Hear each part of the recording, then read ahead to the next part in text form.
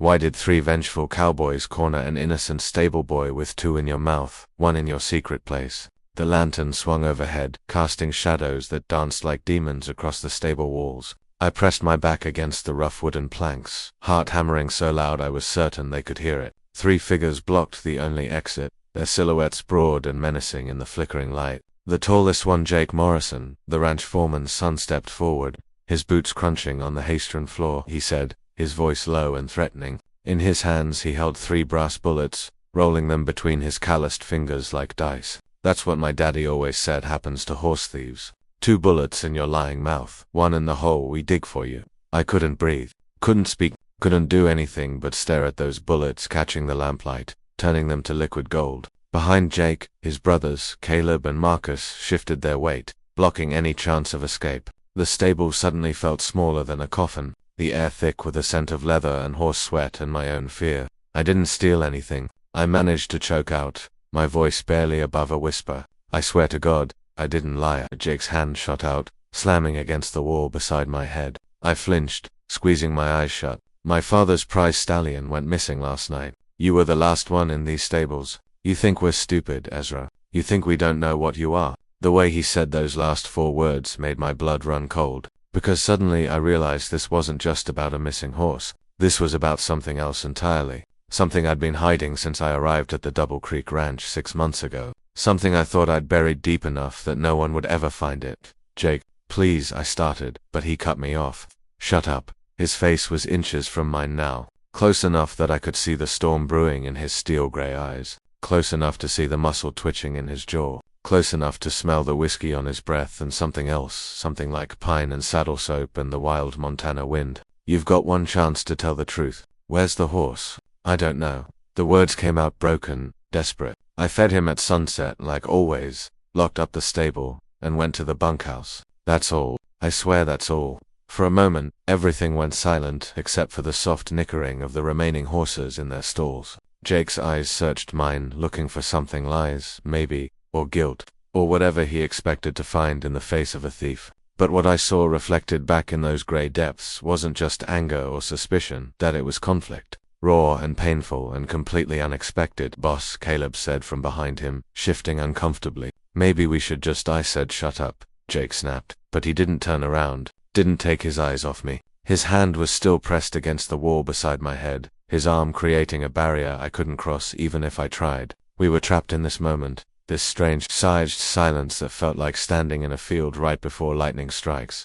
Then, something changed in his expression. The hard lines around his mouth softened just a fraction. His breathing slowed, and for one impossible second, I could have sworn I saw something almost like recognition flash across his face, as if he'd just realized something he'd been trying not to see. He said quietly. I blinked. What? I said, get out. He pushed away from the wall, turning his back to me. Caleb, Marcus, check the north pasture. The stallion might have jumped the fence during the storm. Ezra, he paused, his shoulders tense beneath his worn denim shirt. Ezra, you stay away from this stable until we sort this out. Understood. I nodded, even though he couldn't see me. Understood. I should have run. Should have grabbed my few belongings from the bunkhouse and caught the first train out of White Sulphur Springs before the sun came up. Should have done a lot of things differently that night. But instead, I stood there for a moment longer, watching Jake Morrison's back, watching the way his hands clenched and unclenched at his sides, watching the way he seemed to be fighting some internal battle I couldn't begin to understand.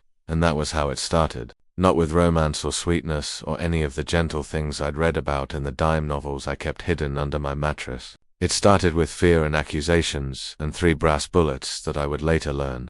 Jake carried everywhere a reminder from his father about the cost of betrayal, that it started with me, Ezra Cole, a stable boy with too many secrets and not enough sense to leave well enough alone.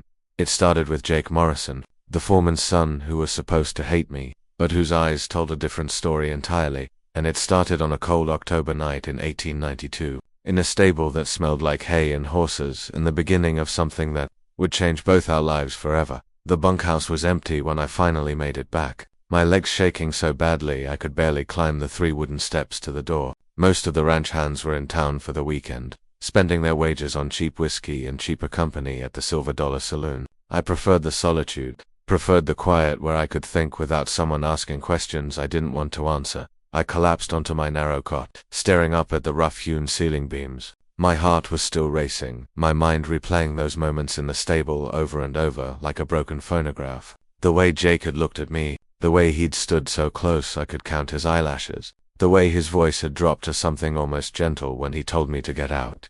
"You're imagining things," I whispered to myself. He was just being decent. Doesn't mean anything, but my traitorous heart didn't believe that lie any more than it believed I'd be able to sleep tonight. I rolled onto my side, reaching under the thin mattress where I kept my most precious possessions, a photograph of my mother, taken the year before she died, a silver pocket watch that had belonged to my father, stopped permanently at 3:47, a letter from my sister in Philadelphia, 3 months old now, asking when I'd come home, and beneath all of that, wrapped in oilcloth to keep it safe, a worn copy of Oscar Wilde's The Picture of Dorian Gray, which I'd bought from a street vendor in Chicago and read so many times the pages were falling out. I didn't dare pull it out tonight, didn't dare think about the passages I'd underlined, the scenes I'd returned to again and again, searching for some reflection of myself in the words, didn't dare acknowledge what it meant that I'd kept this particular book, hidden it, treasured it like a shameful secret. Instead, I lay there in the darkness, listening to the wind howl across the Montana plains and wondering what Jake Morrison was doing right now. Was he out in the north pasture, searching for that missing stallion? Was he thinking about our encounter in the stable? Was he wondering, like I was, why the air had felt so charged between us? Why neither of us had moved even when we should have? "Stop it," I told myself firmly. "You're being a fool. He's the foreman's son. You're just a stable boy. He was threatening you with bullets. For God's sake, that's not the foundation for anything." But even as I thought it, I remembered the conflict in his eyes, the way his voice had softened, the way he'd sent his brothers away, and let me go even though he clearly suspected me of something.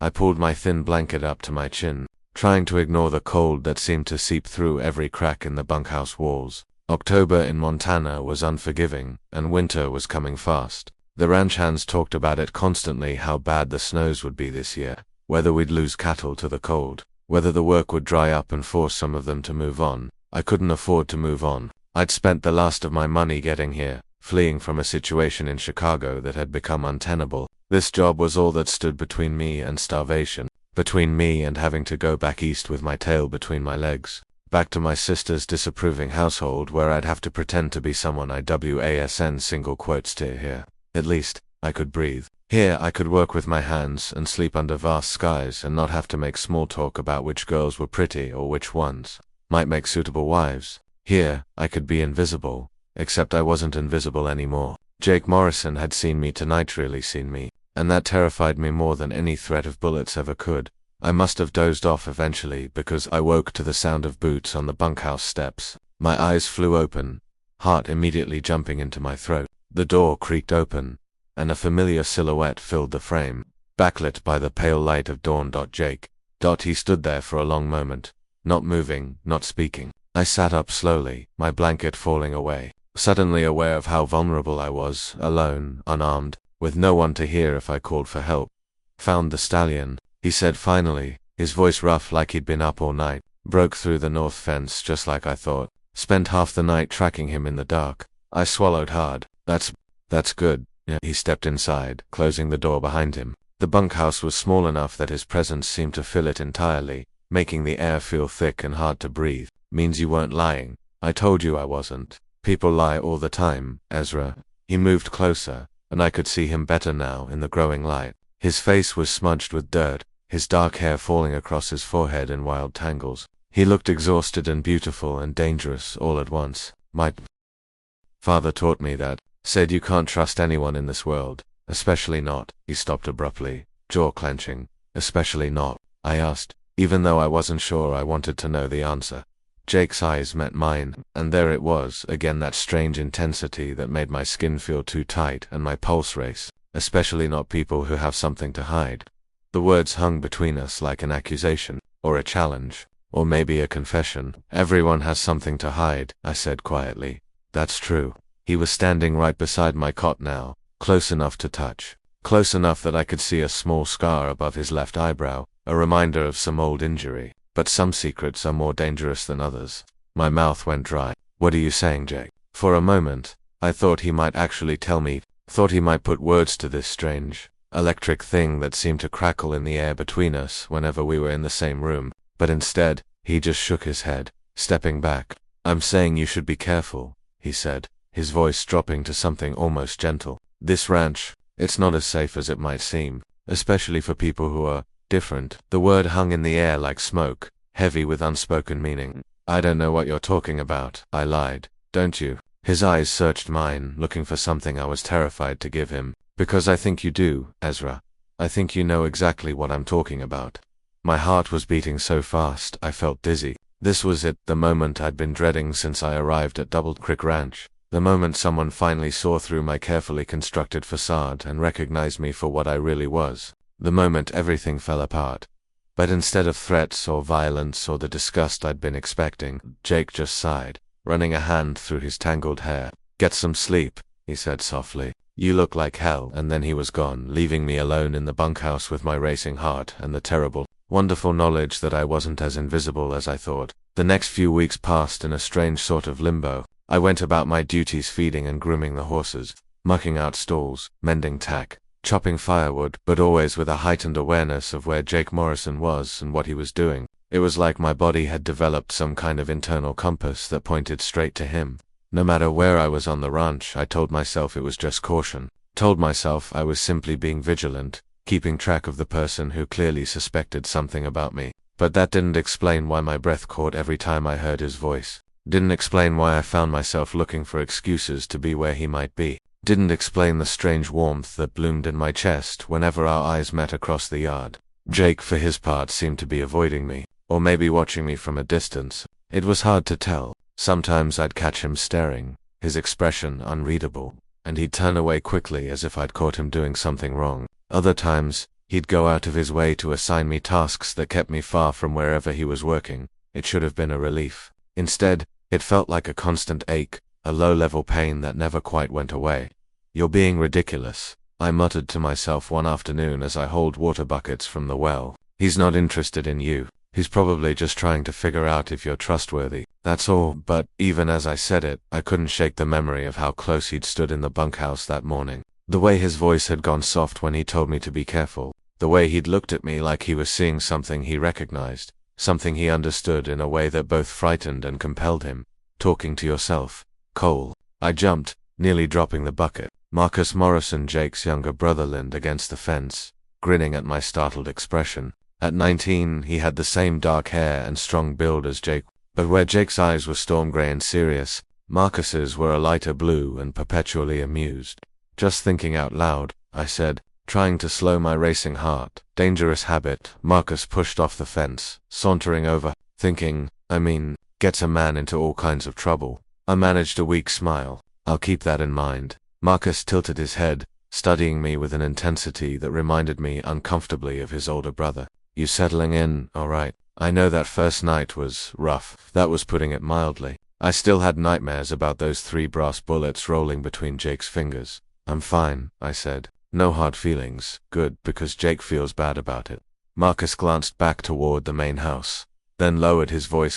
"He doesn't show it, but he does. Been in a foul mood ever since that night. Snapping at everyone, working himself half to death. Pa says he's never seen him so wound up." Something twisted in my chest. Guilt, maybe, or something more complicated. "I didn't mean to cause problems. You didn't." Marcus's expression turned serious. "Jake's got his own demons to wrestle with. Always has. Some of us just hide it better than others." Before I could ask what he meant by that, the dinner bell rang from the main house, and Marcus clapped me on the shoulder. "Come on," he said. "Cookie made his famous stew tonight. If we don't hurry, the other hands will eat it all." I followed him toward the mess hall, my mind churning with questions I couldn't ask. What demons was Marcus talking about? What was Jake wrestling with? And why did I care so much about the answer? The mess hall was already crowded when we arrived, filled with the rough laughter and loud conversation of men who worked hard and played harder. I grabbed a tin plate and got in line behind Marcus, trying to ignore the way my eyes automatically scanned the room, looking for one particular face. And there he was, sitting at the far end of the long wooden table, his head bent over his food. He looked tired, I realized, bone-deep, exhausted, with dark circles under his eyes and lines of tension around his mouth. Something in my chest tightened with concern before I could stop it.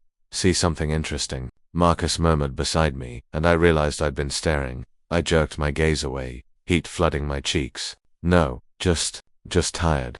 Marcus didn't say anything, but the knowing look he gave me made my stomach drop. Could he tell? Was it that obvious? I'd been so careful, so controlled, but maybe I wasn't as good at hiding as I thought. I filled my plate mechanically and found a seat near the middle of the table, as far from Jake as I could manage without being obvious about it. But even with my back turned, I could feel his presence like a physical weight. Pressing against my shoulder blades, the conversation flowed around me, talk of horses and weather and the upcoming cattle drive. Complaints about the work and jokes about the new saloon girl in town who supposedly had eyes for old Pete. I nodded in the right places, laughed when it seemed appropriate, but inside I was elsewhere. Inside I was thinking about gray eyes and calloused hands, and a voice that could shift from threatening to gentle in the space of a heartbeat. Ezra, I looked up to find Jake standing beside my seat, his plate in his hands. Our eyes met for a brief, electric moment before I looked away. "Morrison," I said, keeping my voice carefully neutral. "Mind if I sit?"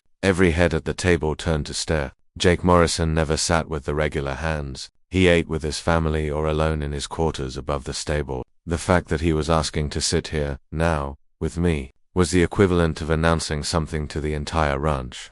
It's a free country. I managed. He slid onto the bench beside me, not across from me, where there was an empty seat, but right next to me, his thigh almost brushing mine. I went rigid, suddenly hyper-aware of every point where our bodies nearly touched, of the heat radiating from his skin, of the way the air between us seemed to vibrate with tension. The conversation resumed slowly, awkwardly. Men shot us curious glances, then looked away when Jake stared back. Marcus watched from across the table with that same knowing expression, a slight smile playing at the corners of his mouth. "How's the mare doing?" Jake asked, his voice low enough that only I could hear. "The one with the injured leg." "Better," I said, focusing hard on my stew. "The swelling's gone down. I've been changing the wrappings twice a day like you suggested." Good. He was quiet for a moment, then added, "You're good with the horses, better than half the hands we've had here." The compliment caught me off guard. I glanced at him sideways, trying to read his expression, but his face was carefully blank. "Thank you, it's just the truth." He picked at his food, not really eating. "My father noticed too. Says he's thinking of making you head stablehand come spring." My heart leaped. Head stablehand meant better pay, better quarters, job security. It meant staying here, at Double Creek Ranch, instead of having to move on when winter came. It meant more time near Jake Morrison. The thought should have terrified me. Instead, it filled me with a warmth that had nothing to do with the food. "I'd like that," I said softly. "Yeah." Jake's hand moved on the table, his fingers coming to rest just inches from mine. Not touching, but close enough that I could feel the heat of his skin. Close enough that if I moved my hand just a fraction of an inch, our fingers would brush. "I'd like that too."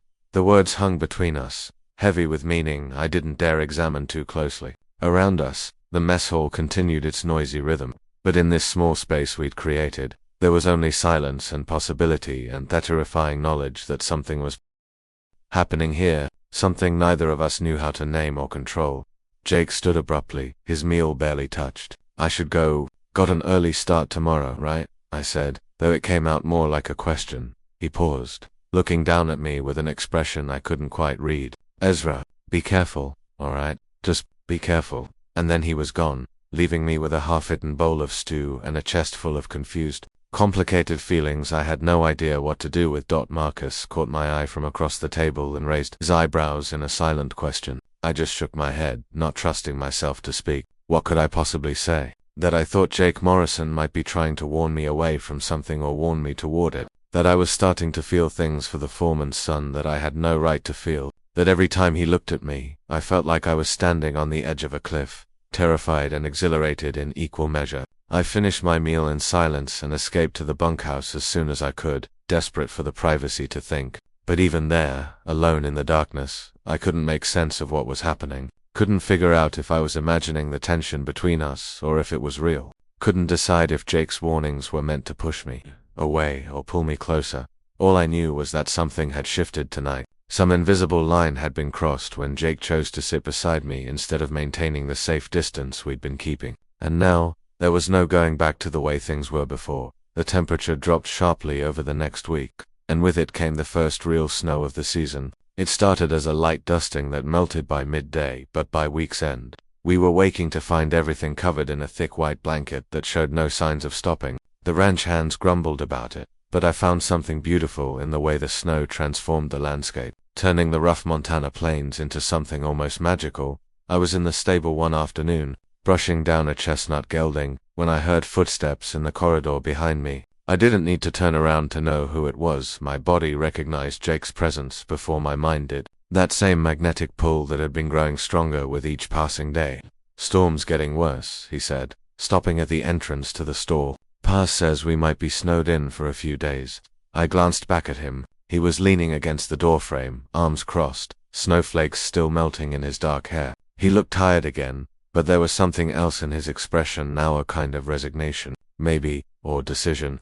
"Guess we better make sure we have enough supplies," I said, returning my attention to the horse. "Already done." He was quiet for a moment, then added, "Most of the hands went into town before the roads got too bad. Figured they'd rather be stuck at the Silver Dollar than stuck here doing chores." My hands stilled on the brush. "How many stayed?" "Just family. Me, Marcus, Caleb, Pa, and Cookie. And you." "Just us. Alone on the ranch for days, maybe longer, with no one else around." The thought sent a strange shiver down my spine that had nothing to do with the cold. "I can help with whatever needs doing," I offered. "I know." Jake pushed off the doorframe, stepping into the stall. The space suddenly felt much smaller. "Ezra, I need to talk to you about something." My heart started beating faster. "All right." He moved closer.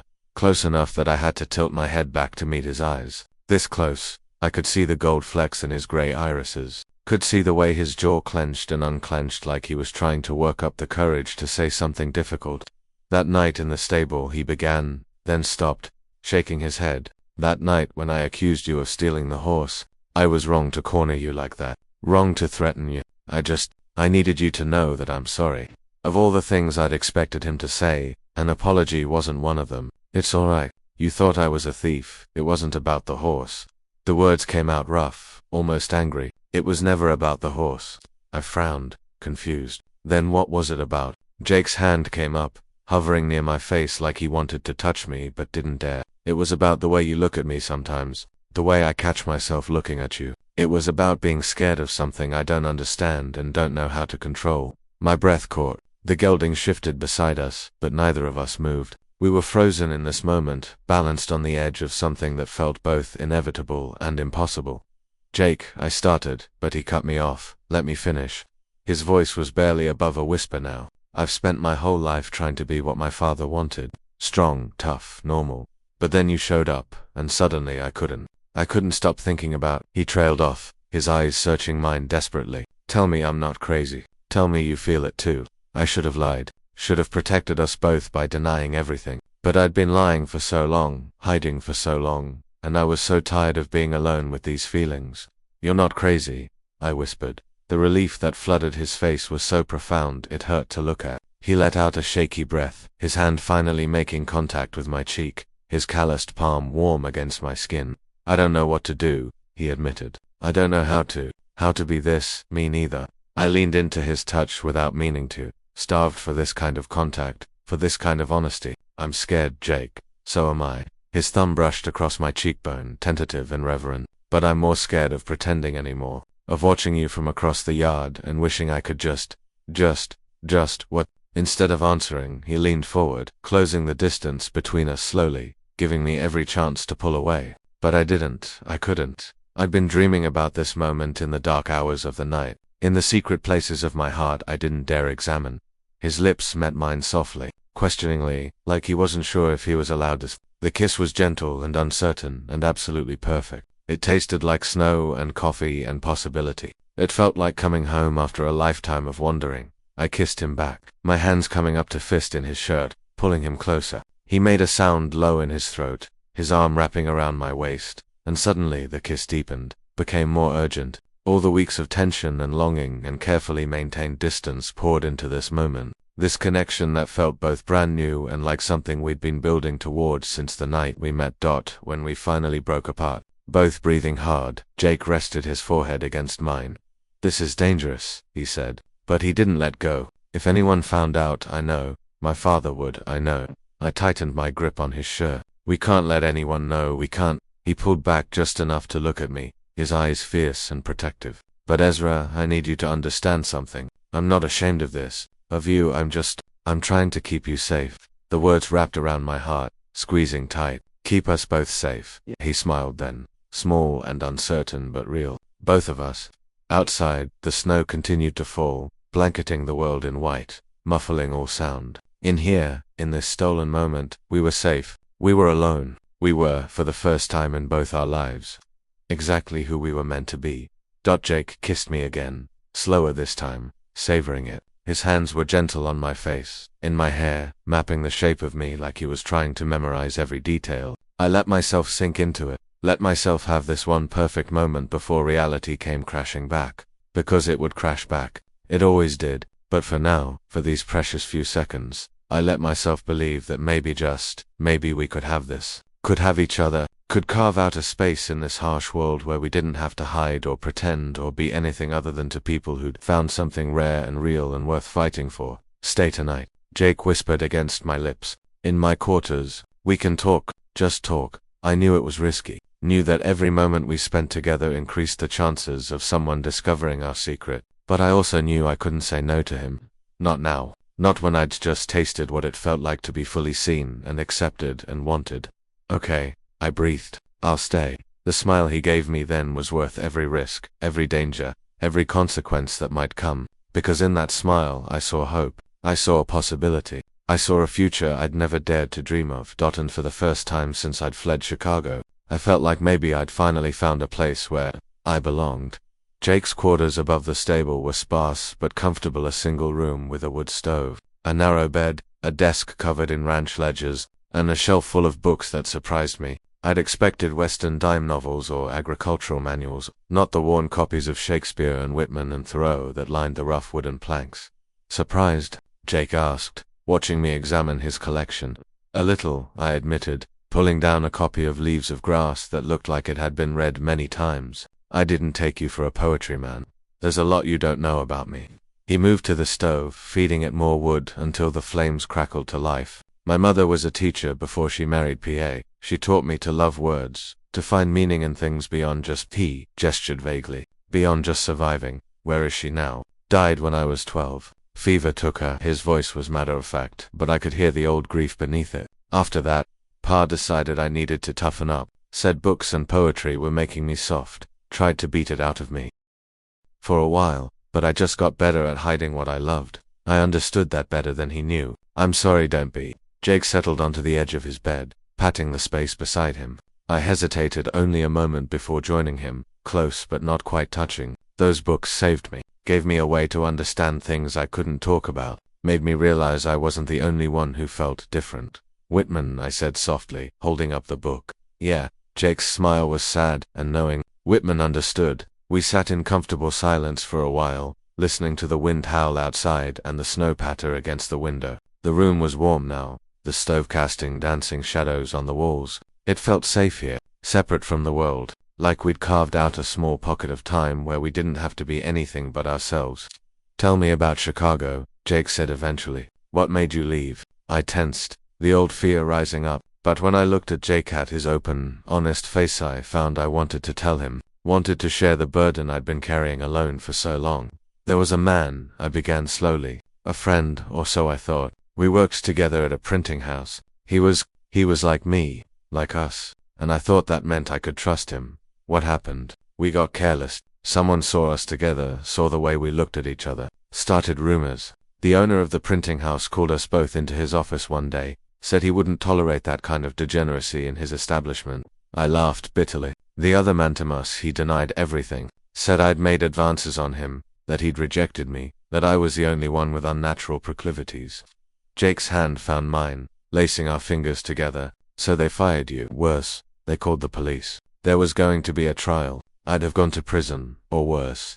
I stared at our joined hands, marveling at how natural it felt. My sister helped me escape, got me on a train west, told everyone I'd gone to San Francisco to work, but I couldn't go to San Francisco, too many people looking for me there. So I drifted, found odd jobs, ended up here, and now you're stuck on a ranch with another man who's exactly like the one who betrayed you. The words hit like a physical blow. I started to pull my hand away, but Jake held on tight. No, he said firmly. That's not I'm not saying I'm going to betray you, Ezra. I'm saying you have every reason not to trust me, to be scared of this, but I need you to know I would never do what he did. I would never use your feelings to protect myself. I'd rather go to prison myself than see you hurt. I looked at him, searching his face for any sign of deception, but all I saw was sincerity and determination and something that looked a lot like love. Why? I whispered. You barely know me, don't I? His free hand came up to cup my cheek. I feel like I've known you forever. Like I've been waiting my whole life for you to show up and make everything make sense. Jake, I know it sounds crazy. Believe me, I know. But from the first moment I saw you stepping off that wagon, something in me just recognized you, and I've been fighting it ever since. Fighting these feelings, fighting what I am, but I'm tired of fighting, Ezra. I'm so damn tired. I understood that exhaustion, had felt it myself for years. The constant vigilance, the careful monitoring of every word and gesture, the loneliness of hiding who you really were from everyone around you. It was a special kind of hell.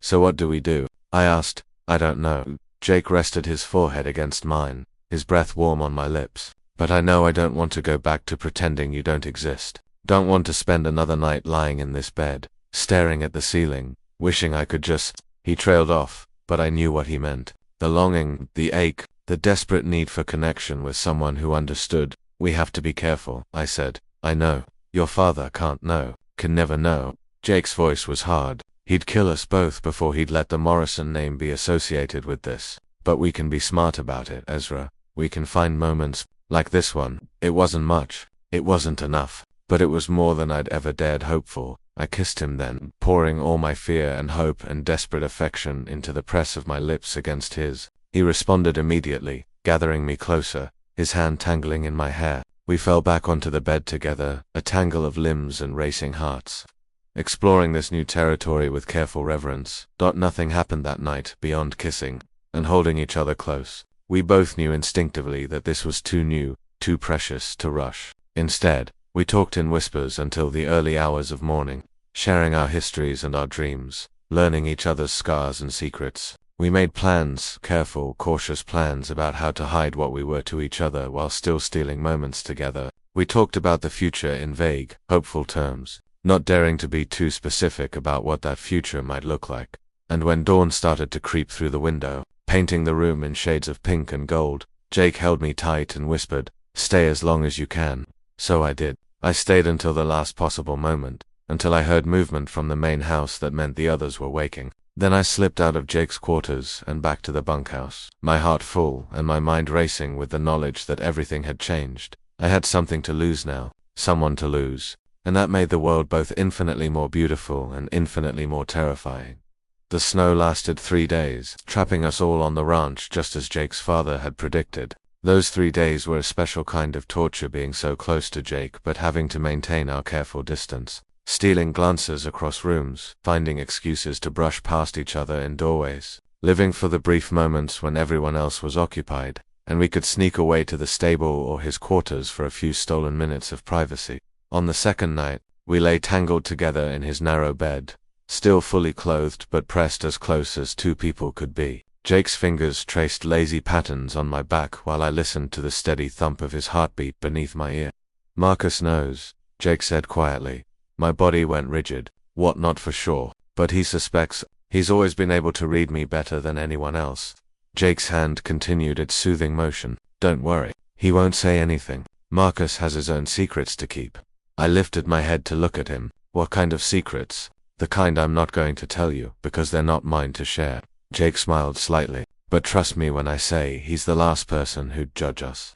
That should have been comforting, but instead it just reminded me how dangerous this was. If Marcus could tell, how long before others noticed? How long before Jake's father or Caleb or one of the ranch hands saw something that gave us away? "You're thinking too much," Jake said, pulling me back down against his chest. "I can hear it from here. Can you blame me?" "Jake, if we get caught, we won't." "You can't promise that." "You're right. I can't." His arms tightened around me. "But I can promise that whatever happens, we'll face it together. I won't let you go through what you went through in Chicago. I won't abandon you. You might not have a choice. There's always a choice, Ezra."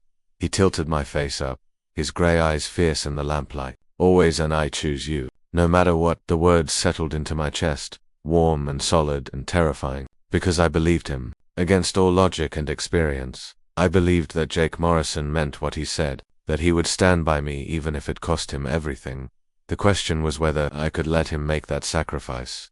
On the fourth day, the snow finally stopped and the sun came out, bright and blinding against the white landscape. The hands started trickling back from town, hungover and complaining about the cold. Normal ranch life resumed, work and meals and the comfortable rhythms I'd grown used to over the past months, but everything felt different now. Colors seemed brighter, the air tasted sweeter, even the back-breaking work of shoveling snow and breaking ice on water troughs felt bearable because I knew that at the end of the day, I might get a few precious minutes alone with Jake. We developed a system of signals and codes. A certain look across the dinner table meant meet me in the stable after dark. A hand on my shoulder in passing meant I'll find a way to get free later. A shared smile meant simply, I'm thinking about you. It should have been enough, should have satisfied the aching need for connection. But as the weeks passed and the relationship deepened, I found myself wanting more, wanting to hold his hand in public, wanting to talk to him freely without worrying who might overhear, wanting a future where we didn't have to hide.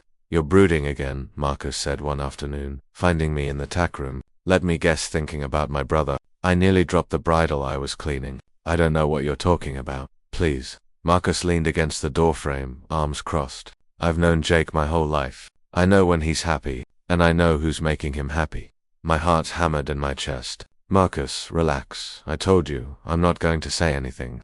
He moved closer, his voice dropping. But you should know that you're not being as careful as you think. Last night, when Jake said he was going to check on the pregnant mare, Pa asked me to go with him. I had to make up some excuse about already checking her myself just to give you time alone. Cold dread washed over me. Does he suspect No. He sees what he wants to see, which is a son dedicated to his work. Marcus's expression turned serious. But Caleb's been watching Jake closely lately, asking questions. I think he noticed how much time Jake spends in the stable when you're working. This was it. The moment I'd been dreading, the moment when the fragile bubble we'd built around ourselves finally burst. I should leave, I said quietly, before this gets worse. Is that what you want? It doesn't matter what I want. It matters what's safe. Marcus shook his head. You know what's not safe. Living half a life, pretending to be someone you're not, dying inside a little more each day because you're too scared to reach for what you really want. That's easy to say when it's not your neck on the line, isn't it? His smile was bitter. You think you and Jake are the only ones with secrets in this family, the only ones who have to hide. I stared at him, understanding dawning. Marcus, I'm not having this conversation. He pushed off the wall, heading for the door. All I'm saying is that sometimes the risk is worth it. Sometimes you have to decide if you'd rather live honestly for whatever time you get or safely for a lifetime of loneliness. That's a choice only you can make. He left me alone with my thoughts and my fear and the terrible knowledge that he was right, that at some point, I was going to have to choose between safety and happiness, between hiding and living, and I had no idea which one I would pick. That night, I couldn't sleep. I lay in my bunk, staring at the ceiling, replaying Marcus's words over and over. Around me, the other ranch hands snored and shifted, oblivious to my turmoil. But I couldn't stop thinking about the choice ahead of me, couldn't stop weighing the risks against the rewards. If I stayed, eventually we'd be discovered. That was inevitable. And when we were, the consequences would be severe for both of us. But especially for me. Jake had his family name and position to fall back on. I had nothing. I'd be run off the ranch at best, arrested at worst, sent to prison or an asylum, or just beaten to death by men who thought they were protecting their community from degenerates like me. But if I left, I'd be alone again, drifting from place to place, always hiding, always afraid, never knowing the warmth of Jake's smile or the safety of his arms or the simple joy of being seen and accepted. For who I really was, it wasn't a fair choice. But then, nothing about this life had ever been fair. A soft tap on the window pulled me from my spiraling thoughts. I sat up, heart leaping, and saw a familiar silhouette outside. Jake, gesturing for me to come out. I should have ignored him, should have rolled over and pretended I hadn't seen. But instead, I pulled on my boots and coat and slipped out into the freezing night air. Jake was waiting by the barn, his breath forming clouds in the moonlight. He didn't say anything, just took my hand and led me to his quarters. We climbed the stairs in silence, both of us hyper-aware that one wrong move, one creaking board could wake someone and end this before we were ready. Inside, with the door locked and the lamp burning low, Jake pulled me into his arms. Couldn't sleep, he said against my hair. Kept thinking about you down in that bunkhouse. Wanted you here. Jake, we talked about this. It's too risky, I know. He pulled back to look at me, his hands cradling my face. I know it's risky. I know we're playing with fire. But Ezra, I don't care anymore. I don't want to spend another night without you. I don't want to pretend anymore. What are you saying? I'm saying we should leave, both of us. There are places out West California, Oregon where people like us can build lives, where we can be together without hiding. My breath caught. You can't be serious. This ranch is your family's legacy. Your father, my father, has Caleb and Marcus. He doesn't need me. Jake's eyes were bright with determination and something that looked like desperation. But I need you, Ezra. I need this. I need to know what it's like to live honestly, even if it's hard, even if we have to start over with nothing. You're asking me to let you give up everything for me. I'm asking you to give me a chance at something real, something worth having. His thumbs brushed across my cheekbones. I love you. I don't know if I'm supposed to say that this soon, but I do. I love you, and I want a life with you. A real life, not these stolen moments in the dark. I loved you. The words echoed through me, reshaping everything I thought I knew about what was possible. He loved me. Jake Morrison loved me, and he was willing to walk away from his entire life to prove it. I love you too, I whispered, and saying it out loud felt like stepping off a cliff. God help me, I love you too. Jake kissed me then, deep and passionate and filled with promise. We stumbled backward toward the bed, shedding coats and boots, desperate to be closer, and as we fell together onto the narrow mattress, I let myself believe just for this one night that maybe we could have this. Maybe we could build the life Jake was describing. Maybe love was enough. We held each other through the night, making whispered plans between kisses. We'd wait until spring, when the weather was better for travel. We'd save our money, prepare supplies. We'd leave separately to avoid suspicion. I'd go first. Jake would follow a week later, and we'd meet in Denver before heading further west. It was a plan built on hope and desperation, and the kind of reckless courage that only comes from having found something worth fighting for. It probably wouldn't work. The odds were stacked against us in every possible way. But as dawn approached and I lay in Jake's arms, listening to his heartbeat slow as he drifted towards sleep, I realized that Marcus had been right. Some risks were worth taking. Some things were worth fighting for, even if the fight seemed impossible to win. And Jake Morrison, brave, beautiful Jake Morrison, was worth everything. Winter deepened, and with it came a new kind of fear. Not the abstract worry about being discovered, but a concrete, immediate terror. Because Caleb was watching us now, really watching. I could feel his eyes on me whenever I was in the same room as Jake, could see the suspicion growing in his expression. It came to a head on a frigid February afternoon. I was in the stable, treating a horse's infected hoof, when Caleb appeared in the doorway. He stood there, blocking the light, his posture radiating hostility.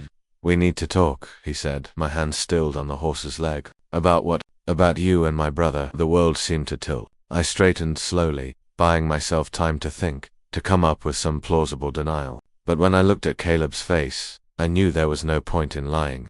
He knew. Somehow he knew. "I don't know what you think you've seen," I started, but he cut me off. "I've seen the way you look at him, the way he looks at you. I've noticed how often you're both conveniently absent at the same time. And last week, I saw him leaving the bunkhouse at dawn. Don't insult me by pretending there's an innocent explanation." My mouth went dry. "Caleb, you need to leave." His voice was flat, emotionless. "Pack your things and be gone before dinner. I'll tell Pa you got word from family back east. Some emergency that required you to leave immediately." "I'm not leaving without talking to Jake first. Jake doesn't get a say in this."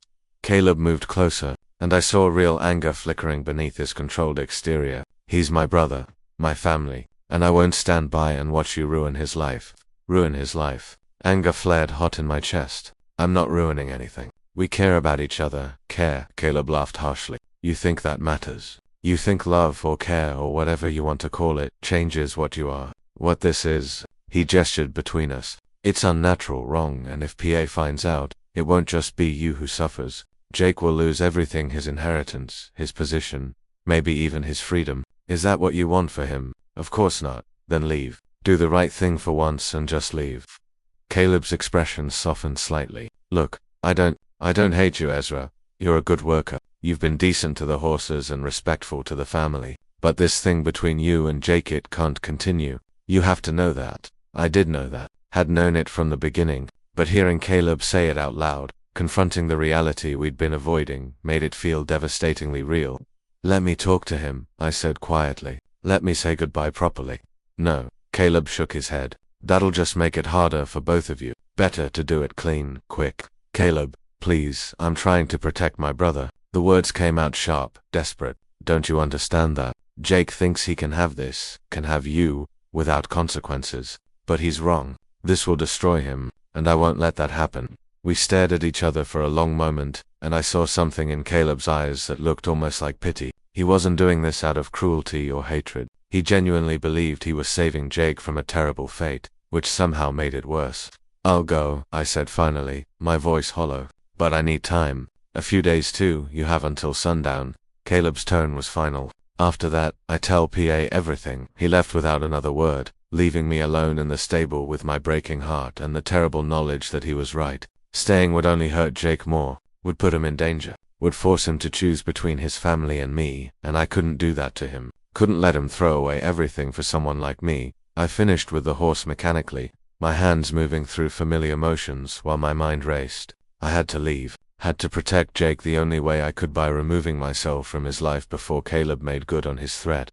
But God, it hurt. That thought of never seeing Jake's smile again, never hearing his voice, never feeling his arms around MIT was agony worse than anything I'd endured in Chicago. I found Marcus in the equipment shed, sharpening tools. He took one look at my face and set down his whetstone. "What happened?" "Caleb knows. He's giving me until sundown to leave." Marcus cursed softly. "I was afraid of this. He's been on edge lately, asking questions." He stood, gripping my shoulder. "Does Jake know?" I shook my head, not trusting my voice. "You have to tell him. He deserves to know." Caleb said. "I don't care what Caleb said." Marcus's voice was fierce. "Jake loves you, Ezra. You don't get to make this decision for him. You don't get to just disappear without giving him a chance to fight for what you have, and if fighting for it ruins his life, that's his choice to make, not yours, not Caleb's." Marcus pulled me into a quick, hard embrace. "Go find him. Talk to him. Figure this out together." I wanted to, God how I wanted to, but the fear was overwhelming, fear of what Jake might do, what he might sacrifice, what might happen if we tried to hold on to this impossible thing we'd found. In the end, though Marcus was right, I couldn't just run away without giving Jake a choice. He deserved better than that, deserved the truth, even if the truth destroyed us both. I found Jake in the north pasture, mending fence in the fading afternoon light. He looked up as I approached, and his smile, that beautiful, unguarded smile he saved just for me, nearly broke my resolve. "Ezra didn't expect to see you out here. Thought you were working in the stable." I was. "Jake, we need to talk." Something in my voice must have warned him because his smile faded. He set down his tools, giving me his full attention. "What's wrong?" I told him everything: Caleb's ultimatum, the sundown deadline, the threat to tell their father. With each word, I watched Jake's expression shift from concern to anger to something that looked like devastation. "No," he said when I finished. "No, you're not leaving. We'll figure this out." "There's nothing to figure out. Caleb knows, Jake, and he's right. If your father finds out, you'll lose everything." "I don't care about that. I care." The words came out sharper than I intended. "I care, Jake, because you matter to me more than anything, and I won't let you destroy your life for this. For us, you don't get to decide what my life is worth." Jake grabbed my arms, his eyes blazing. "You don't get to make that choice for me. Someone has to make the smart choice, and clearly it's not going to be you." "The smart choice?" He laughed bitterly. "The smart choice is to live half a life, always hiding, always alone. That's what you think I should do. I think you should have a future, a family, a legacy." My voice cracked. "I think you should have all the things you can't have with me. I don't want those things without you." His grip tightened. "Ezra, listen to me. I know this is scary. I know the odds are against us, but we can still leave. We can still go west, start over somewhere no one knows us as what. Two men traveling together. How long do you think that would work before someone figured it out?" I pulled away from him, wrapping my arms around myself. "We'd be looking over our shoulders for the rest of our lives. You'd grow to resent me, Jake. Maybe not today or tomorrow, but eventually you'd regret giving up everything for someone like me, someone like you." Jake's voice was cold now. "You mean someone brave enough to live honestly, someone who makes me happy for the first time in my life, someone I love more than I've ever loved anything. I mean someone who will only bring you pain and suffering, someone who's already running from one scandal and will just drag you into another. Tears were burning my eyes now, but I forced them back. I can't be responsible for ruining your life, Jake, I won't. So what, you're just going to leave? Just going to walk away from everything we have? We don't have anything. The words exploded out of me. We have stolen moments and secret meetings and a fantasy that can never be real. That's not a life, Jake. It's just prolonging the inevitable. Silence fell between us, heavy and awful. Jake stared at me like I'd struck him, his face pale in the dying light. I don't believe you, he said finally. I don't believe you really think that. I think you're scared, and I understand that. But don't use my future as an excuse to run away from something that terrifies you. He was right, of course. I was terrified. Terrified of being happy and having it ripped away. Terrified of dragging Jake down with me when the inevitable happened. Terrified of living the rest of my life looking over my shoulder, waiting for the moment when our secret was exposed and everything fell apart. But I was also terrified of leaving him, of walking away from the only person who'd ever seen me completely and loved me anyway. I don't know what to do, I admitted, the fight draining out of me. I don't know how to make this work, Jake. I don't know how to keep you safe. Then let me worry about keeping myself safe. He pulled me into his arms, and I let myself lean into him one last time. Let me make my own choices, even if they're risky, even if they're stupid, because a life without you isn't a life at all. It's just existing. We stood there as the sun set, holding each other in the middle of that frozen field. I wanted to believe him, wanted to believe that love could be enough, that we could overcome the impossible odds stacked against us. But I'd been hurt before, been betrayed before, and the scars ran deep. What time is it? I asked finally. Jake pulled out his pocket watch. Nearly 5. Why? Sundown was at 6. I had less than an hour to decide whether to run or fight, whether to protect Jake by leaving or trust him to make his own choices about what risks he was willing to take. Come with me, I said suddenly. Right now. We'll take horses, ride to the station, catch the evening train. We can be in Denver by tomorrow. Jake pulled back to look at me. Are you serious? I don't know, maybe. I grabbed his hands. I just know I don't want to do this without you. Don't want to go back to being alone. So if we're going to do this, if we're really going to try, then we need to do it now, before I lose my nerve. A slow smile spread across Jake's face, transforming it from devastated to hopeful in seconds. Okay, let's do it. Let's run. He kissed me hard and quick, but we do it smart. We take supplies from the winter stores. No one will notice a few missing items. We leave separately. I'll say I'm checking the South Line. You say you're taking medicine to old Pete in town. We meet at the train station at 7. That gives us time to cover our tracks. What about your family? They'll come looking for you. Let them. By the time they realize we're both gone, we'll be too far ahead to catch. His eyes were alight now, energized by the plan. This is it, Ezra. This is our chance. It was insane, reckless. We'd be leaving with almost nothing, heading into an uncertain future with no guarantees of safety or success. We'd be giving up everything familiar for the slim hope of building a life together, somewhere far away. But looking into Jake's face, seeing the hope and determination and love there, I realized that Marcus had been right. Some risks were worth taking, and Jake Morrison, brave, beautiful, impossible Jake Morrison, was worth every risk I could imagine. Okay, I said. Okay, let's do it.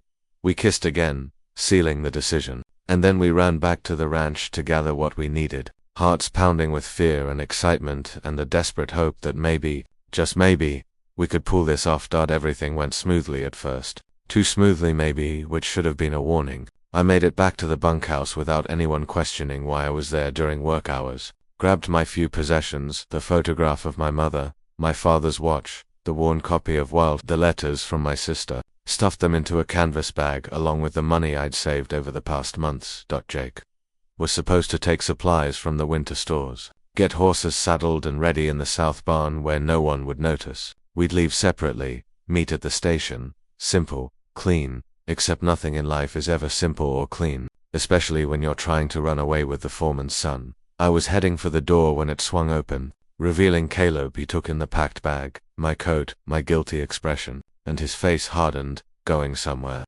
Town, I said quickly. Old Pete needs medicine, don't lie to me. He stepped inside, blocking my exit. Where's Jake? My silence was answer enough. Jesus Christ. Caleb ran a hand through his hair, looking suddenly exhausted. You're running, both of you. You actually convinced him to throw away everything for this. I didn't convince him of anything. He made his own choice, did he?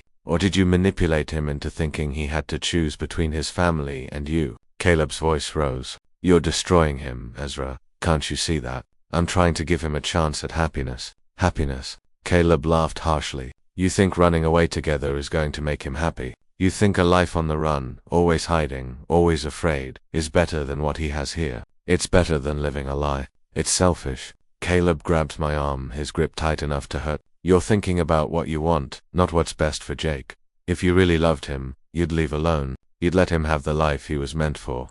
The words struck deep because part of me, the scared, damaged part that had been betrayed in Chicago, believed them. Believed that I was being selfish, that I was ruining Jake's life, that real love would mean walking away.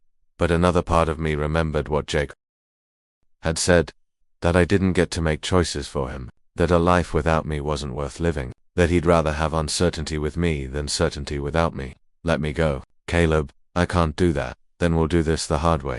I yanked my arm free and tried to push past him, but Caleb was bigger, stronger, and he caught me easily. We struggled, crashing into the bunks. My bag fell, spilling its contents across the floor. Caleb tried to pin me, but I fought back with the desperation of someone who had everything to lose. We were so focused on each other that neither of us heard the door open again until a voice rang out. What the hell is going on here? We both froze. Standing in the doorway was Jake's father, Samuel Morrison, his face dark with fury. Caleb released me immediately, stepping back. I stayed where I was, heart sinking as I realized this was it. This was the moment everything fell apart. Caleb started. I can explain why you're brawling with one of my hands. Samuel's eyes moved from Caleb to me to the scattered belongings on the floor. His gaze lingered on the book on Oscar Wilde's name printed clearly on the cover. The silence that followed was suffocating. Where's Jake? Samuel asked quietly, and somehow that quiet voice was more terrifying than any shout. I don't know, Caleb lied. Samuel's jaw clenched. Don't protect him. Where is my son? When neither of us answered, he moved with surprising speed, grabbing the book from the floor. He flipped it open, reading the inscription I'd written inside. To remember what's possible. Understanding dawned in Samuel's eyes, followed by disgust so profound it made my stomach turn. You, he said, pointing at me. You did this. You corrupted my boy. No, I started, but he cut me off. Don't speak to me. He turned to Caleb. Where is Jake? Pa, please. Where is he? South Barn, Caleb said finally. The words dragged out of him. He's saddling horses. They were planning to run away together. Samuel's face went white, then red. For a moment I thought he might strike me. Instead, he turned on his heel and strode out of the bunkhouse, moving with terrible purpose toward the south barn. No, I breathed, scrambling to follow. No, Caleb grabbed my arm again, but this time it was almost gentle. Don't, he said. You'll only make it worse. I have to warn him, it's too late for that. But I couldn't just stand there. I wrenched free and ran. My only thought to get to Jake before his father did, to somehow protect him from the confrontation I'd caused. I was too late. By the time I reached the south barn, Samuel was already there, and I could hear his voice echoing in the cold air.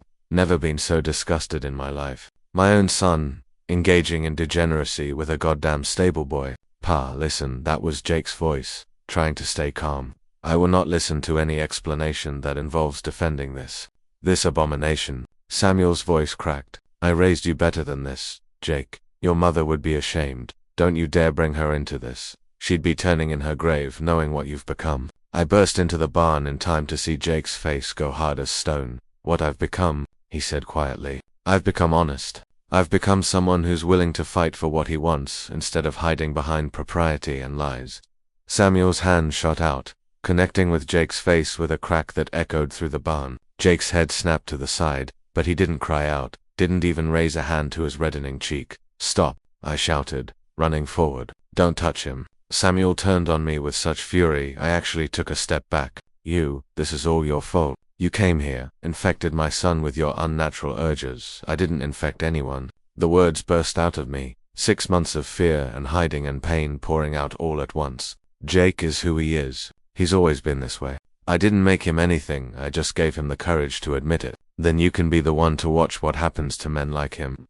Samuel grabbed Jake's arm, dragging him toward the barn door. Caleb, Marcus, get in here. Pa, no, Jake struggled, but Samuel's grip was iron. You want to run away with this degenerate? Fine, but you'll do it with nothing. No money, no name, no family. You're no son of mine. The words landed like physical blows. Jake went pale, his eyes finding mine across the barn. In them, I saw pain and anger and determination and love, all warring for dominance. I'm sorry, I mouthed, but he shook his head. Caleb and Marcus appeared in the doorway, both looking shaken. Samuel shoved Jake toward them. Lock him in his quarters, he ordered, and someone get the sheriff.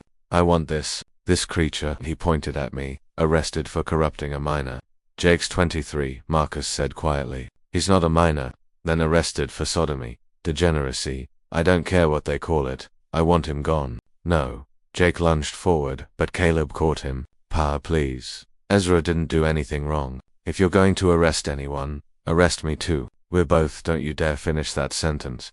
Samuel's voice was deadly quiet. Don't you dare admit to that sin under my roof.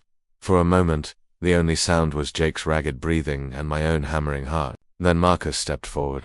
Pa, he said carefully, maybe we should all calm down. Talk about this rationally. There is nothing rational about this. Samuel rounded on Marcus. Your brother has been seduced by a deviant. There is no talking about it, no rationalizing it. There is only removing the source of corruption and praying Jake can be saved from himself. I don't need to be saved, Jake said, his voice ringing clear through the barn. I need to be allowed to live my own life, to love who I love without being told it's wrong or sinful or corrupting. And if you can't accept that, he took a deep breath, then I don't want to be your son. The silence that followed was absolute. Samuel stared at Jake like he'd never seen him before, like he was looking at a stranger wearing his son's face. And maybe, in a way, he was. Maybe the real Jake, the one who read Whitman and dreamed of a different life and dared to love another man, had always been a stranger to his father. Get out, Samuel said finally, his voice hollow. Both of you, pack what you can carry and be gone before sundown. If I ever see either of you on my land again, I'll shoot you myself. Pa, Jake started. I said get out. Caleb released Jake, who stood there for a moment, looking at his father with an expression that broke my heart. Then he turned and walked toward me, his steps steady despite everything. Come on, he said, taking my hand right there in front of everyone. Let's go. We walked out of that barn hand in hand, and if I was crying, I like to think Jake didn't notice. Or maybe he did notice and just didn't care. Either way, we walked together, united, toward an uncertain future but away from a past that would never accept us. Behind us, I heard Marcus say quietly, Pa, you're making a mistake, and Samuel's bitter response. The only mistake I made was not seeing this sooner. We did pack what we could carry. Jake grabbed clothes, money he'd saved, a few books, and his mother's locket, the only thing of hers Samuel had let him keep. I already had my bag from earlier. Together, we walked off Double Creek Ranch as the sun set, painting the snow-covered landscape in shades of gold and pink. No one stopped us. No one said goodbye except Marcus, who appeared on the path just as we were leaving. Here, he said, pressing a roll of bills into Jake's hand. It's not much, but it'll help. Jake stared at the money, then at his brother. Marcus, don't thank me. Just... Marcus glanced back at the ranch, then at us. Just be happy, that's all I ask. Be happy and live the life you want, not the one others expect from you. Come with us, I said impulsively. Whatever secret you're keeping, whatever you're hiding, you don't have to do it alone. Marcus smiled sadly. My path is different from yours. But maybe someday. He trailed off, then pulled Jake into a fierce embrace. Take care of each other. We will, Jake promised. And then we were walking again, down the long drive, through the gate, onto the road that led to town and the train station and whatever waited beyond. Are you sure about this? I asked as the ranch disappeared behind us. There's still time to go back. To apologize. To Ezra. Jake stopped, turning to face me in the dying light. I have never been more sure of anything in my life. Yes, I'm scared. Yes, I'm sad about losing my family. But I'm not going back. I'm not living that lie anymore. He cupped my face in his hands. I choose you. I choose this. I choose us. I kissed him then, right there on the open road where anyone could see. Kissed him with everything I had, all my fear and hope and love and gratitude for his impossible courage. When we pulled apart, Jake was smiling, really smiling, in a way I'd never seen before, like a weight had been lifted, like he could finally breathe. Come on, he said, taking my hand again. We have a train to catch. We reached a station just as the evening train was pulling in, steam billowing into the cold air. We bought 2 tickets to Denver with Marcus's money and found seats in the back of a crowded car. pressed close together but careful not to seem too familiar to the other passengers. As the train pulled away from White Sulphur Springs, I watched Montana disappear into the darkness and wondered what the future held. Would we make it to California? Would we find a place where we could live openly, or at least safely? Would Jake come to regret his choice? I didn't have answers to any of those questions. All I had was Jake's hand in mine, his shoulder pressed against mine, and the tentative, fragile hope that maybe we could build something good from the ruins we'd left behind. What are you thinking? Jake asked softly. That I'm terrified. Me too. He squeezed my hand. But I'd rather be terrified with you than comfortable without you. That might be the most romantic thing anyone's ever said to me. Wait until we get to Denver. I'm just getting started. I laughed, and it felt like magic, the ability to laugh after everything that had just happened, to find joy even in the midst of fear and uncertainty. The train rumbled through the night, carrying us toward an unknown future. But for the first time in my life, I wasn't running away from something. I was running toward something, toward possibility, toward freedom, toward a life where I could be exactly who I was without apology or shame, and I was doing it with Jake Morrison beside me. Brave and foolish and absolutely perfect. Denver was overwhelming. After months in rural Montana, the city felt like a different world. Entirely crowded streets, tall buildings, the constant noise of trains and carriages, and hundreds of people all living their lives in close quarters. We found a cheap boarding house near the station and rented a room, telling the landlady we were cousins traveling together to find work. That first night, lying in an actual bed in a room with a lock on the door, Jake pulled me close and said, "This is real. We actually did it." We did, I agreed, still hardly believing it myself. No going back now. Would you want to? If you could. Jake was quiet for a moment, considering. Then he said, "No. Even knowing how much it hurt, even knowing what I gave up. No, because this what we have, it's worth more than all of that."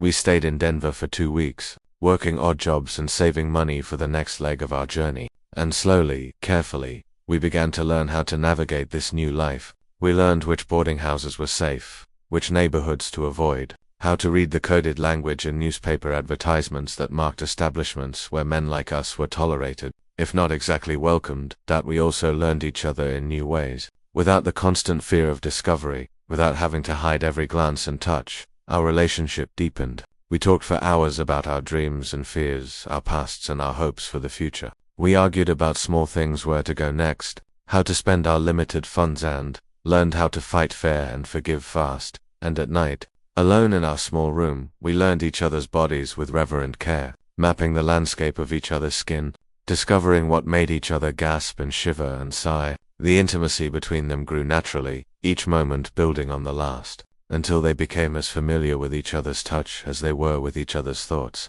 But these private moments remained exactly that, private, sacred. "There's alone. I never thought I could have this," Jake whispered one night, his fingers tracing patterns on my skin. "Never thought I'd be allowed to love someone like this."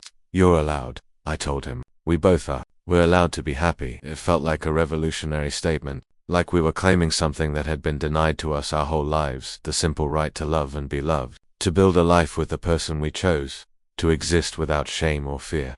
But Denver wasn't our final destination. As spring approached, we heard stories of California, of San Francisco, where men like us lived openly in certain neighborhoods, where you could find community and safety and maybe even acceptance. It sounded like a dream, probably too good to be true. We decided to chase it anyway. The journey west was long and difficult. We traveled by train when we could afford it, by wagon when we couldn't. We worked odd jobs in towns along the way, never staying long enough to put down roots, but long enough to earn food and passage to the next destination. Sometimes it was hard. Sometimes we were hungry or cold or discouraged. Sometimes Jake would get a faraway look in his eyes, and I knew he was thinking about his family, wondering if they missed him, hoping they were all right. "Do you regret it?" I asked him once, after a particularly hard day when we'd been turned away from 3 jobs because the employers suspected we were more than just traveling companions. "No," Jake said immediately. "Never do." "No, but I hate that it's so hard. I hate that we have to hide even out here, even away from Montana. I hate that loving you is treated like a crime." I know. He pulled me close, and we stood there in the middle of a dusty road somewhere in Nevada, holding each other against the wind. "But it won't always be like this. We'll find a place, Ezra. Somewhere we can breathe," and we did. San Francisco rose out of the fog like something from a dreamer city of hills and Cable cars and buildings stacked so close. Together they seemed to lean on each other for support. We arrived with almost no money left, exhausted from months of travel, scared but hopeful. We found lodging in a boarding house in a neighborhood someone had told us about, a place where the landlady didn't ask too many questions and the other residents understood the value of discretion. And slowly, carefully, we began to build a life. Jake found work as a bookkeeper for a shipping company. I got a job at a stable because no matter how far I traveled, I always ended up back with horses. We lived frugally, saved what we could, and learned the rhythms of our new city. And we discovered we weren't alone. There were others like us in San Francisco, not hiding in quite the same way we'd had to hide in Montana, though still careful, still cautious. But there were places we could go where we didn't have to pretend, certain restaurants, certain saloons, certain neighborhoods where two men walking hand in hand wasn't cause for arrest or violence. It wasn't perfect. There was still danger, still discrimination, still the constant awareness that our love was considered criminal by the law and sinful by the church. But it was better. It was so much better than what we'd left behind. 1 year after leaving Montana, almost to the day, Jake and I moved into our own small apartment. It wasn't much, 2 rooms above a bakery, with thin walls and a temperamental stove, but it was ours. Our space. Our home. We should celebrate, Jake said, looking around our new place with satisfaction. Celebrate what? We're broke again. Celebrate us. Celebrate making it this far. He pulled me into his arms, swaying like we were dancing to music only he could hear. Celebrate surviving. We did more than survive, I said. We lived, we did. Jake's smile was bright and real and completely unguarded. And we're going to keep living. We're going to build a good life here, Ezra. A real life. Together I believed him. Against all odds, despite everything we'd been through, I believed that we could make it work. That love, this impossible, dangerous, beautiful love, was enough. 3 years after leaving Montana, I was working late at the stable when a figure appeared in the doorway, silhouetted against the setting sun. My heart jumped into my throat. I'd never fully lost that fear that someone from my past would find me, would drag me back to face charges I'd fled. But when the figure stepped into the light, I recognized him immediately. Marcus Morrison, looking older and wearier but unmistakably Jake's brother. Marcus, I breathed. What are you doing here? Looking for you. He moved closer and I saw the exhaustion in his face. I've been searching for months. Finally found someone who'd seen you and Jake. Pointed me in the right direction. Fear clenched in my stomach. Is it Jake's father? Did he send you? Marcus laughed bitterly. No, PA doesn't talk about Jake anymore. Acts like he never had a third son. It's because he shook his head. It's not important. I didn't come here about PA, then why? Because I need help. Marcus sat down on a hay bale, dropping his head into his hands. I need to know how you did it. How you left everything behind and didn't look back. I studied him carefully, understanding slowly dawning. Marcus, are you? Yes, the word came out quiet but firm. Yes, I am. Like you and Jake, and I've been hiding it my whole life, but I can't anymore. It's killing me, Ezra. Slowly but surely, living that lie is killing me. I sat down beside him, this man who'd helped us escape, who'd given us money we desperately needed, who'd kept our secret even when it would have been easier to expose us. Does anyone know? Caleb suspects, hasn't said anything, but I can see it in the way he looks at me sometimes, like he's waiting for me to confess. Marcus raised his head, meeting my eyes. After you and Jake left, something broke in our family. Pa became harder, colder, started watching Caleb and me like he was waiting for one of us to turn out like Jake, and I couldn't take it anymore, so I left. Told Pa I was going to check on some cattle business in California, but really, I'm running, just like you did. You're not running, I said gently. You're choosing to live. Is there a difference? Yes, because running is about fear. Living is about hope. I put a hand on his shoulder. Come on, let's go see Jake. He'll want to know you're here. Marcus's face transformed. He's here. In San Francisco, about 20 minutes from here. Actually, we have an apartment together. I smiled. We've built a life, Marcus. It's not perfect, and it's not easy, but it's ours. And if you want, we can help you build one too.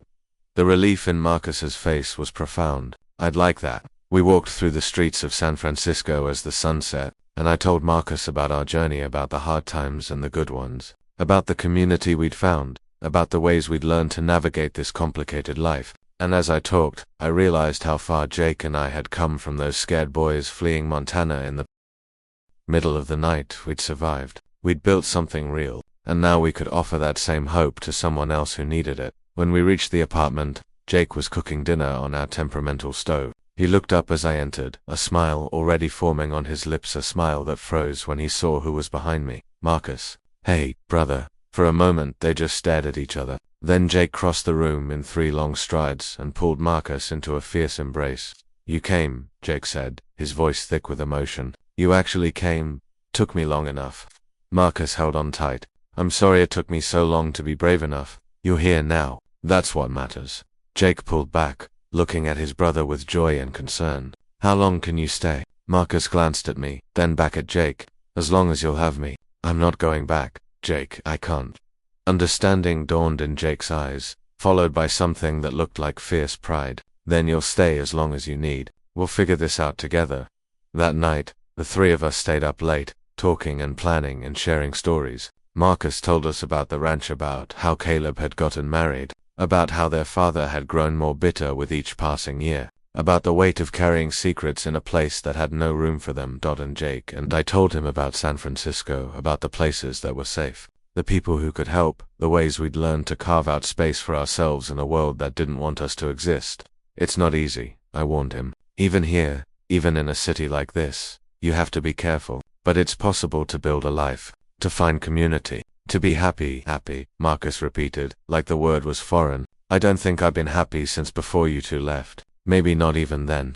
But I want to be. I want to try. Then you will be, Jake said firmly. Because you're not alone anymore. You have us. You have this city. You have a chance. And looking at the 2 Morrison brothers sitting in our small apartment, I was struck by how far we'd all come. From that terrifying night in the stable when Jake had cornered me with bullets and threats, to this moment of hope and possibility and chosen family, it hadn't been easy. We'd lost things along the way: Jake's relationship with his father, the security of family and home, the ability to live openly without fear. But we'd gained something too. We'd gained ourselves. We'd gained the freedom to love who we loved. We'd gained each other, and that, I was learning, was worth every sacrifice we'd made to get here. 5 years after leaving Montana, Jake and I stood on the cliffs overlooking the Pacific Ocean, watching the sun set over the water. We'd come here to celebrate our anniversary, not of the day we met, but of the day we'd left Double Creek Ranch together, choosing uncertainty over safety, love over fear. 5 years, Jake said, his hand finding mine. Can you believe it? Barely. I leaned into him, breathing in the salt air and his familiar scent. Sometimes it feels like a lifetime ago. Sometimes it feels like yesterday. Do you think about Montana much anymore? Sometimes do you? Less than I used to. Jake was quiet for a moment, then added, I got a letter last week. From Caleb. I straightened, looking at him in surprise. What? Why didn't you tell me? I wanted to process it first. Figure out how I felt. Jake pulled the letter from his pocket, handing it to me. He says Pa died. Heart attack. Quick and peaceful. Says that before he died, Pa asked about me. Asked if Caleb knew where I was, if I was alright. My throat tightened. What did Caleb tell him? That he didn't know. Which was true at the time. Caleb didn't know where we were until I wrote him last year. Jake stared out at the ocean. Caleb says Pa seemed relieved. Like maybe, at the end, he just wanted to know I'd survived leaving. I'm sorry, Jake. Don't be. I made my peace with losing PA a long time ago, and I know he never would have accepted us. But, he took a shaky breath. Part of me wishes he could have seen that I'm happy, that I built a good life. That choosing you was the best decision I ever made. I pulled him close, holding him as he grieved for the father who'd never understood him and the reconciliation that would never come. We stood there for a long time, watching the waves crash against the rocks below, finding comfort in each other's presence. Caleb also said something else, Jake said eventually. He said the ranch is struggling. Asked if I'd consider coming back to help run it. My heart stopped. What did you say? I haven't responded yet.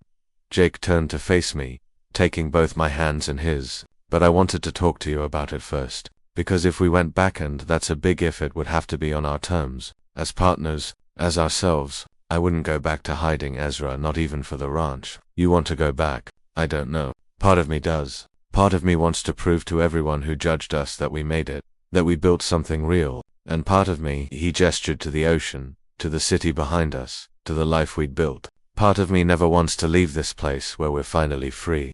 I understood both impulses, the desire to return triumphant, to show everyone who'd condemned us that we'd survived and thrived despite their rejection, and the fear of losing what we'd worked so hard to create. It's your decision, I said finally. Whatever you choose, I'm with you. That's the thing though. It's not just my decision. It's ours. We're a team, Ezra. We have been since that night we left together. I'm not making this choice without you. I thought about Montana, about wide open spaces and snow-covered mountains and horses nickering in the stable, about the Double Creek Ranch that had been both a haven and a prison, a place of fear and possibility intertwined. And I thought about what we'd built here in San Francisco. Our apartment, our jobs, our community. Marcus, who'd found his own place in this city, who'd even found someone of his own to care for. The freedom to walk hand in hand in certain neighborhoods, to exist without constant fear, to be ourselves. I don't think we should go back, I said slowly. Not permanently. Maybe to visit, to help Caleb get the ranch stable, to make peace with the past. But our life is here now, Jake. Our home is here. And I don't want to give that up, even for Montana. Jake's smile was relieved and grateful. I was hoping you'd say that, because you're right, our home is here. With the life we've built, with each other. He pulled me into a kiss, soft and sweet and full of promise. Thank you for being brave enough to run away with me, for believing we could make this work, for choosing me every single day, even when it would be easier not to. Jake Morrison, you are the easiest choice I've ever made. I kissed him again, deeper this time, now and always, as the sun sank below the horizon, painting the sky in shades of orange and pink and gold. We stood together on those cliffs, two men who'd dared to dream of something different, who'd fought for the right to love each other, who'd built a life from nothing but hope and determination and each other. It wasn't the ending I'd imagined back in that stable in Montana, terrified and cornered and certain my life was over. It was better. It was real. It was ours. And that was worth more than all the safety and certainty in the world. So should I tell you what happened next? Did Marcus find lasting happiness in San Francisco? Did Jake and Ezra ever return to Montana? Did they grow old together, building a legacy all their own? If this story moved you, please hit that subscribe button, smash the like, and leave a comment telling me what you think. Your support means everything and helps me create more stories like this. Thank you for reading. Remember, love is always worth fighting for.